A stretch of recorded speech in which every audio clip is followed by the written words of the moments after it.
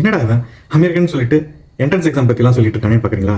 என்னங்க பண்ணுறது, நம்மளோட அடுத்த தலைமுறை சிறந்ததாக இருக்கிறதுக்காக ஒரு சின்ன உந்துதல் தாங்க.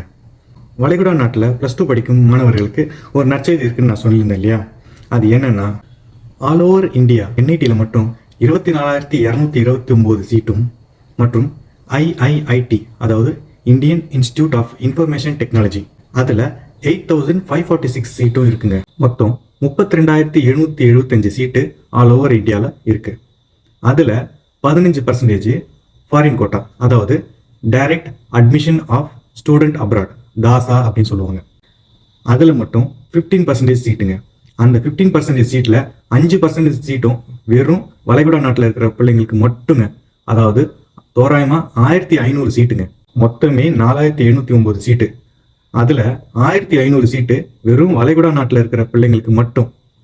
அது என்ன கோட்டானா CIWG, children of Indian working in Gulf. அது எந்தெந்த நாடுனா UAE, Saudi, Oman, Qatar, Kuwait மற்றும் Iran and Iraq and Bahrain. இந்த நாடுகளுக்கு மட்டுமே சேர்ந்தாப்புல 1,543 சீட்டுங்க. இது ரொம்ப நல்ல விஷயம் இல்லையா? அதுக்கும் மேல GFTI அதாவது government funded technical institutes 9,400 seats இருக்குங்க அடிஷ்னலா. JEE மெயின் எக்ஸாம் எழுதுறதுக்கு வளைகுடாவின் அந்தந்த நகரத்திலேயே உங்களுக்கு என்ட்ரன்ஸ் எக்ஸாம் உண்டான சென்டர்ஸ் ஓபன் பண்ணியிருக்காங்க. JEE அட்வான்ஸ் எழுதுறதுக்கு ஃபாரின் கோட்டா அபுதாபி மற்றும் துபாயில மட்டும்தாங்க சென்டர்ஸே இருக்கு. இந்த வளைகுடா நாட்டில் படிக்கிற பிள்ளைங்களுக்கு, அதாவது CIWG கோட்டாவில் யாரெல்லாம் உள்ள என்ட்ரி ஆகிறாங்களோ அவங்களுக்கு ஃபிக்ஸட் 1,25,000 ரூபாய்கள் மட்டுமே ஒரு வருஷத்துக்கு ஃபீஸா வாங்கப்படும். அதுக்கு மேல ஒரு பைசா வாங்க மாட்டாங்க. Last but not least, NRI ஸ்டூடெண்ட்டுங்க எல்லாருக்குமே 2 சான்ஸ் இருக்குங்க.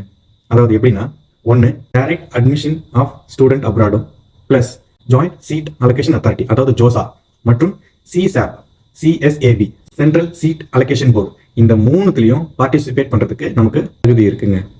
அப்புறம் என்னங்க, நம்மளோட அடுத்த தலைமுறையை சிறந்ததாக இருக்கிறதுக்கு பிள்ளைங்களை தயார் பண்ணுங்க. ஜஸ்ட் +2ல 75% எடுத்தா போதும். கல்ஃப்ல +1 +2 படிச்சிருக்கணுங்க. நெக்ஸ்ட் எக்ஸாமுக்கு ப்ரிப்பேர் பண்ணுங்க. All the best. இது போன்ற சுவாரஸ்யமான தகவல்களுக்கு என்ன நீங்க ஃபாலோ பண்ணீங்க. அன்டில் தட், உங்கள் அமீரகன். நன்றி.